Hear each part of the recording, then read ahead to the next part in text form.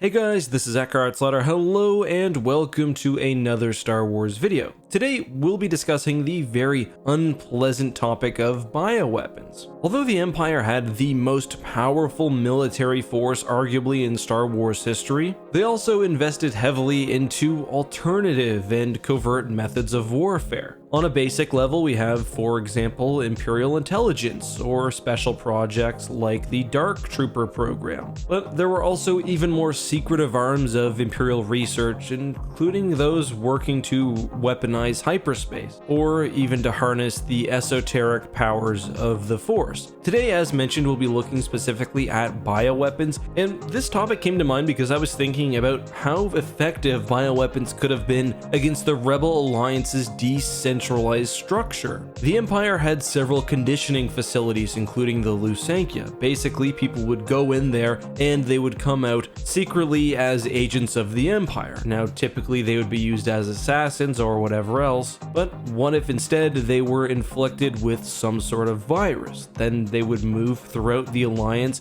infecting beings and helping to spread whatever illness to various Alliance sites. Pretty nasty idea. We never really saw bioweapons used like that by the Empire, but let's talk about what did happen. The most infamous Imperial Bioweapons project was Project Blackwing. In reality, Blackwing was an application of Sith alchemy, but it took the form of a virus and one which would transform beings into what we in the real world would call zombies. The sickness, which was the affliction caused by Blackwing, was almost impossible to treat, with dying patients being reanimated, then spreading the virus further. Fortunately, while there were small outbreaks of the Blackwing virus, it never was released on a large concentrated population. But if you guys want to know more about this, feel free to let me know and I can definitely do an entire video on it. While Blackwing may be the most infamous bioweapons project, at least out of universe, there were certainly some which played a much larger role in galactic politics and history. 6 years after the Battle of Yavin, the New Republic managed, after a long campaign, to seize Coruscant from the hands of Azani Isard and her Imperial Remnant group. However, Isard, who was director of Imperial Intelligence, had seen this possibility coming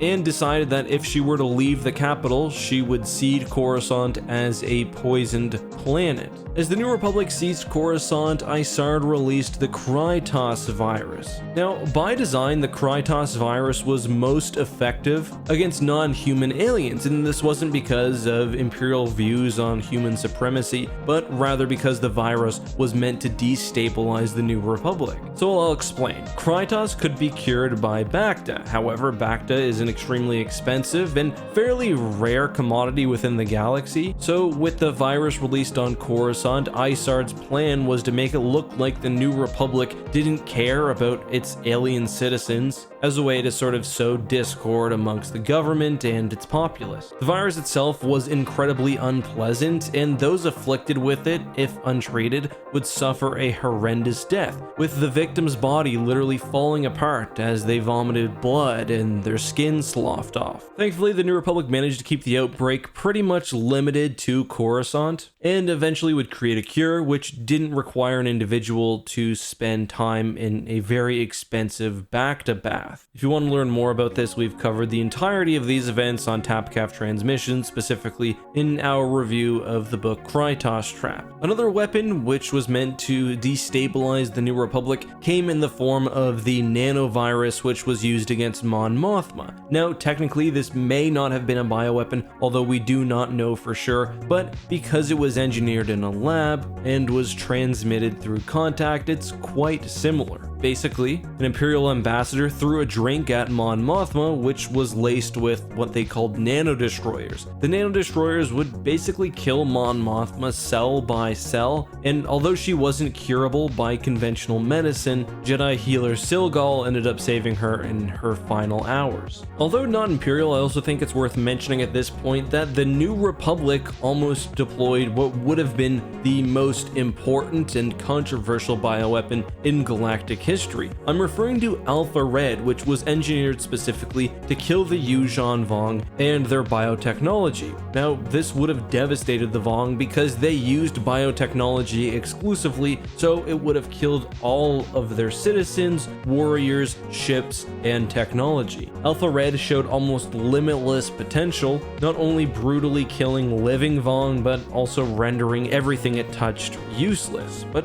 was also effective at targeting, at least in initial stages, Yuuzhan Vong biology exclusively. Through a combination of the actions of Vergier and Jason Solo, as well as Zenoma Seacon, Alpha Red was never deployed, but there are serious concerns that in the end, it would have killed not only the Yuuzhan Vong, but eventually all life in the galaxy. If you stretch the term liberally, the Yuuzhan Vong also employed many bioweapons themselves, of course, because that's how they waged war almost exclusively, but keeping to a bit more narrow of a definition, the best example of Vong bioweapons would probably be the Coom Spore. These could be very easily transmitted to a single host and would kill them from the inside. It was almost undetectable, even among a powerful Jedi like Mara Jade. Mara was almost killed by the Coom Spore, but was saved by Vergier. In a very awkward moment, she also almost killed the fetus of Anakin Skywalker, her unborn child, because she could sense it within her and she thought it was connected to her illness. Thankfully, she did not. We're a bit off topic though, let's return to the Empire, and there are a few Imperial bioweapons that were never deployed, but another example of one that was deployed was the Nano Virus used against the Fett family. Now, just like the prior Nano Virus, this may not have been fully biological, the mechanics are never really explained, but by the Legacy era, Nano Virus technology had advanced to the degree